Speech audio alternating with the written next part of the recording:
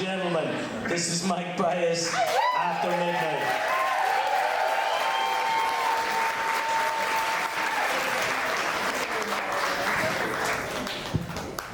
All right, so basically I want to walk you all through what it's like to work a 24-hour shift in the fire department. What's going to be really important is that you understand that I'm going to start at 12:01. They have been training all day, they have been running calls all day, they've been swapping trucks and doing whatever they've been doing, and they've cooked dinner, cleaned the station, numerous chores, and our story is going to start at 12:01 a.m. I want you to understand that it's kind of hard to wake up, so you get abruptly kind of just jolted out of your bed. So right now, 12:01, bang! Bells go off, you're going to a house fire. You're kind of worried, you're on the ambulance, and you know that this is only 17% of house fires, but it accounts for a third of the deaths. And since you're on an ambulance, you're gonna be assigned to search. Then you're gonna go in, you're gonna get the person, there's gonna be no ambulance there because you're on it. And then you gotta take them to the hospital. But you get there, it's just a burnt pizza. Kind of looks like poop, but it's not, you know? It's just a burnt pizza, someone got drunk, left the Totinos on the oven, passed out, smoke detectors went off. Who's done it, right? Yeah, exactly. So, we get there, we vent the building out, everything's all good, we doff our gear, we get going. But oh, here we go. Pushing 1 a.m., we got a lift assist. We're gonna go to 123 Fake Street for Miss Smith. Miss Smith, we're very familiar with her because we were at her house 6 months ago, pronounced her husband dead. We know she lives alone, we know she's old. So as we get there, we're going down a long hallway. There's a bunch of pictures of just marriages and coming home from war and grandkids, and here's Mrs. Smith. She's on the ground, she can't get up, she takes a water pill, she pees 4 times a night, she tripped. We gotta get her sorted out, we gotta get her back in bed, get comfortable, right? So we get her in bed, we get her comfortable, we put her in there, make sure she's dry and clean and all that fun stuff. We call her husband's kids, it's a weird situation. They're up in Jersey. We go to say, hey, can I get you some water? I use that as an excuse to check her fridge. Can she eat? Does she have enough food to survive?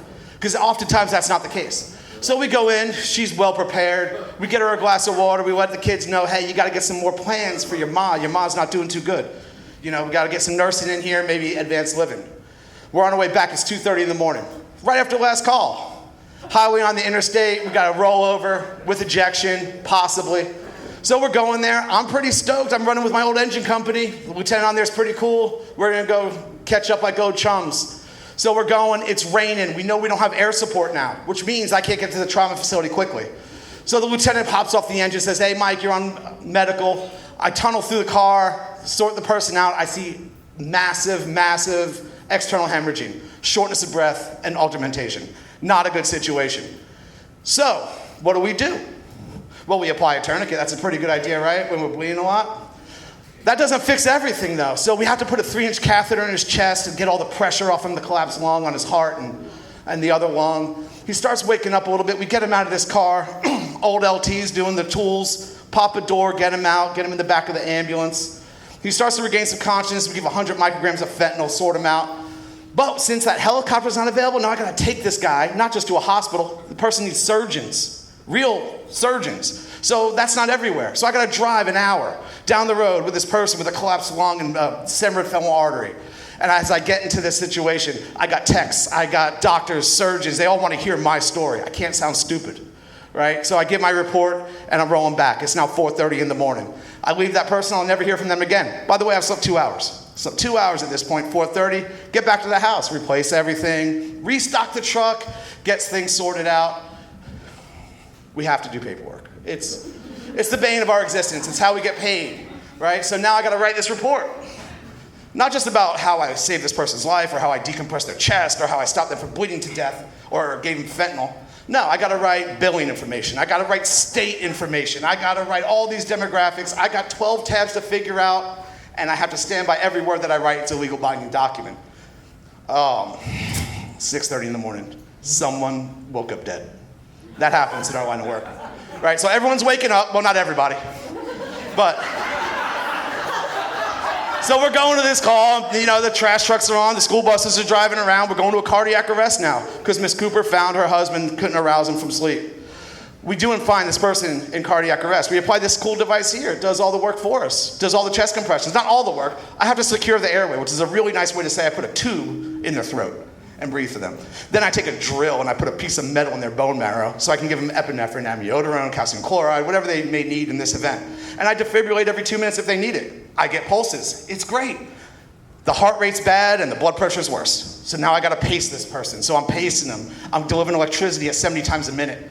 Keep the heart rate going. Blood pressure's still in the dumps. Then I take that bone gun that I put in them and I give them adrenaline at 5 micrograms a minute. We start getting a blood pressure. Now we're at the hospital. Same venue, same story, techs, nurses, scribes, doctors, all the fun stuff. But not just any hospital, I gotta go to one that can do a cardiac cath, okay? So, as I'm there, the doctor and the specialist are arguing, are they stable enough for a cardiac cath? I don't know. I think you should keep them. Well, I think you should do it. So, as this argument's happening, my leg it's kind of buzzing. Well, that's got to be the family. It's got to be 7 o'clock in the morning. They're getting their day started. They're not going to be able to see dad today because they got lives. They got to go to school. Mom's got to go to work. And they know that they won't talk to me later until they get off.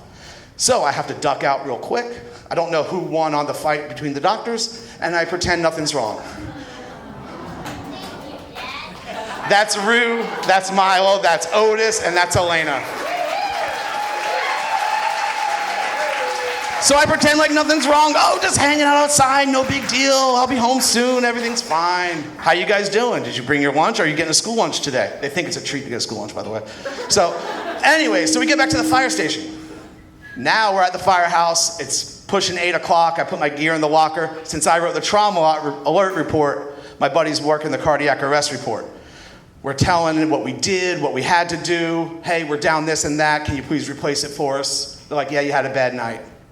It's 8 o'clock in the morning. What am I now? I'm not this. I'm you. I'm a teacher. I'm a parent. I'm a plumber. I'm no longer a firefighter for the next 2 days. Thanks, Milo. So now you have to take your cape off and pretend you're normal. You have to drive by the same horrific scenes that you worked the day before. Have a good day.